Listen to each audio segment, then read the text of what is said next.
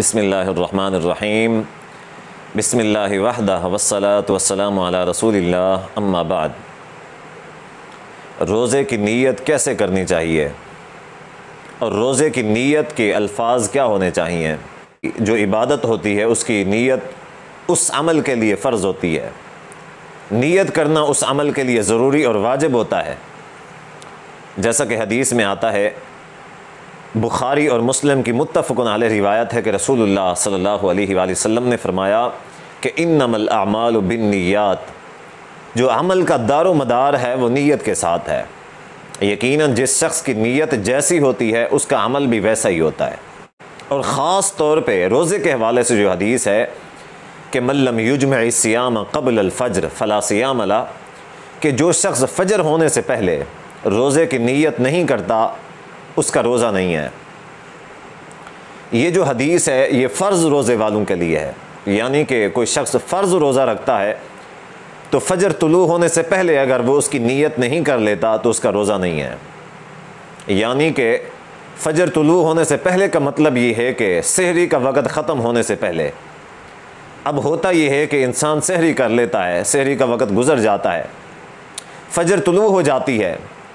تو فجر طلوع ہونے کے بعد انسان کا دل کرتا ہے تو وہ نیت کر لیتا ہے کہ میرا روزہ ہے، یا پھر ارادہ تبدیل ہو جاتا ہے تو وہ کہتا ہے کہ میرا روزہ نہیں ہے۔ یا اس کا یہ مطلب بھی ہو سکتا ہے کہ کئی سارے وہمی لوگ ہوتے ہیں جو یہ ارادہ کر لیتے ہیں کہ اگر میں نے دیکھا کہ روزہ میرا ٹھیک جا رہا ہے تو اس کے ساتھ وہ نیت کر لیتے ہیں کہ بھی ہمارا روزہ ہے۔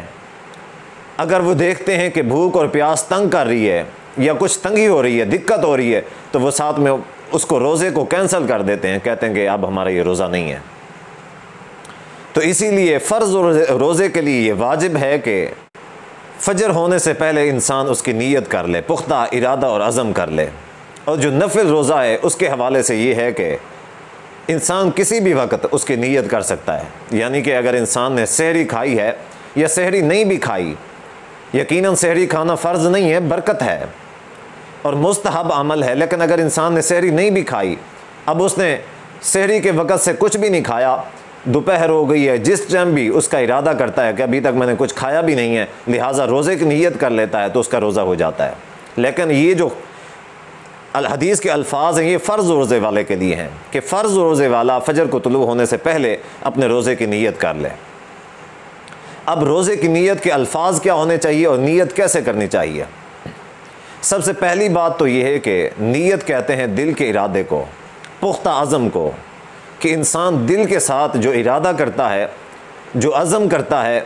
اسی چیز کو ہی نیت کہتے ہیں۔ ایک شخص فجر کی نماز سے پہلے سحری کے وقت میں اٹھتا ہے، جاگتا ہے اور کھانا کھاتا ہے تو یقیناً وہ روزہ رکھنے کے لیے ہی کھاتا ہے، نہ کہ اس کا کوئی اور مطلب ہوتا ہے۔ آپ معاشرے میں کہیں بھی جائیں، کبھی بھی آپ نے کوئی ایسا شخص نہیں دیکھا ہوگا جو صبح صبح سحری کے وقت نماز سے پہلے اٹھ کے، فجر طلوع ہونے سے پہلے ہی اٹھ کے وہ کھانا کھاتا ہو، ناشتہ کرتا ہو، ایسا کوئی بھی شخص آپ کو نہیں ملے گا۔ اور جو سحری کے وقت اٹھتا ہے یقیناً اس کا ارادہ یہی ہوتا ہے کہ وہ روزہ رکھے۔ اب اس کے لیے نیت کرنا بھی فرض ہے کہ انسان دل کے اندر ارادہ کر لے اور پختہ عزم کر لے کہ میں نے یہ روزہ رکھ لیا ہے اور یہ میرا روزہ ہے انشاءاللہ۔ تو اس کا روزے کے لیے اتنا نیت ہی دل کے ساتھ، الفاظ نہ بھی ادا کرے، اور الفاظ ادا کرنا حدیث میں کہیں سے بھی ثابت نہیں ہے۔ تو ہمارے معاشرے میں عام طور پہ یہ جو دعا مشہور ہے وَبِصَوْمِ غَدٍ نَوَيْتُ مِنْ شَهْرِ رمضان، یہ روزے کی جو نیت مشہور ہے، آپ کیلنڈرز دیکھیں گے ان کے اوپر، ہر کیلنڈر کے اوپر تقریباً آپ کو یہ دعا ملے گی۔ اسی طرح علماء کرام کئی سارے ایسے دیکھے ہیں کہ جو تاکیدی طور پہ یہ الفاظ بتاتے ہیں کہ روزے کی ان الفاظ کے ساتھ نیت کرنی چاہیے۔ تو سب سے پہلے آپ لوگوں کی اطلاع کے لیے عرض ہے کہ یہ جو نیت ہے اس کے الفاظ عربی گرامر کے حساب سے مفہوم اور مطلب کو اگر دیکھا جائے تو ان کا مفہوم اور مطلب غلط ہے۔ ان کا مفہوم اور مطلب اس نیت کا کیا ہے کہ وَبِصَوْمِ غَدٍ نَوَيْتُ مِنْ شَهْرِ رمضان، کہ آنے والی جو صبح ہے، آنے والی کل ہے، میں اس روزے کی میں نے نیت کر لی ہے۔ نویتو کے الفاظ ہیں کہ جس کا مطلب ہے کہ میں نے نیت کر لی آنے والی صبح کے روزے کی۔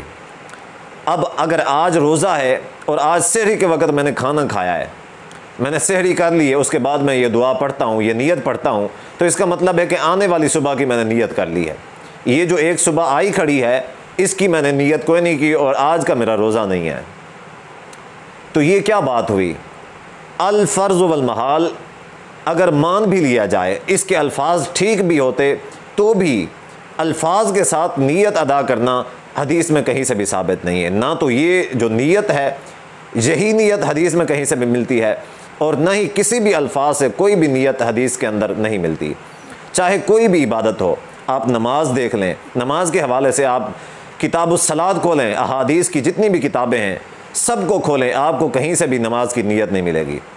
اب دیکھیں، نماز ہے، وضو کا طریقہ ہے، وضو کی دعائیں ہیں،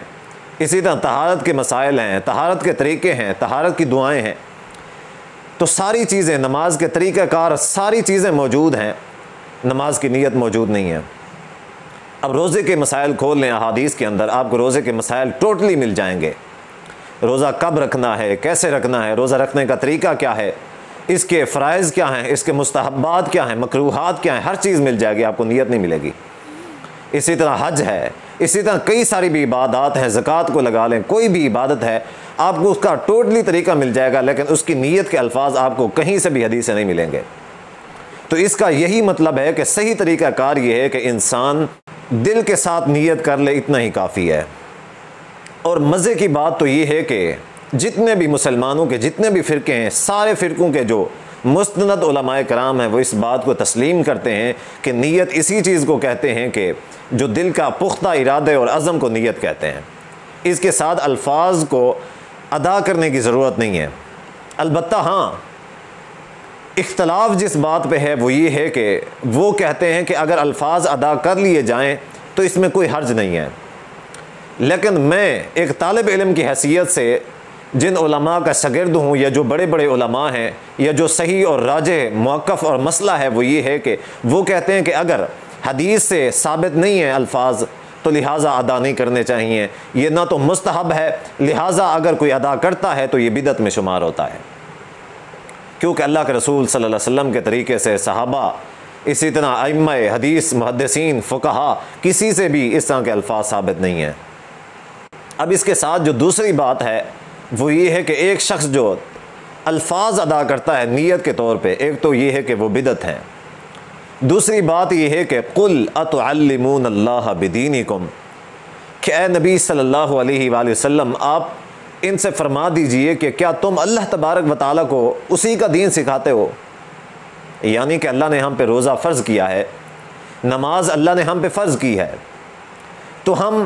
کھڑا ہو کے نماز کی حالت میں یا روزے کی حالت میں کھڑے ہو کے ہم یہ کہہ رہے ہوتے ہیں کہ ہم روزے کی نیت کر رہے ہیں، روزہ فرض ہے،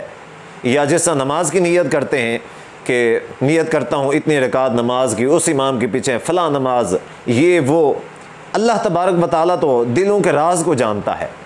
تو اللہ کے سامنے الفاظ کو استعمال کرنے کی کیا ضرورت ہے؟ اللہ تو دل کو پہچانتا ہے، اور اللہ دلوں کے راز کو جانتا ہے کہ کس کے دل کے اندر کیا ارادہ ہے، کس کی نیت خالص ہے اور کس کی نیت خالص نہیں ہے، اور کون کیا کرنا چاہ رہا ہے اور کون کیا نہیں کرنا چاہتا۔ اللہ تبارک و تعالیٰ تو سب راز جانتا ہے،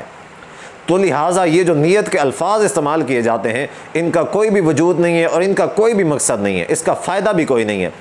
ہاں البتہ اس کا نقصان یہ ہے کہ اس کا شمار بدعت میں ضرور ہو سکتا ہے۔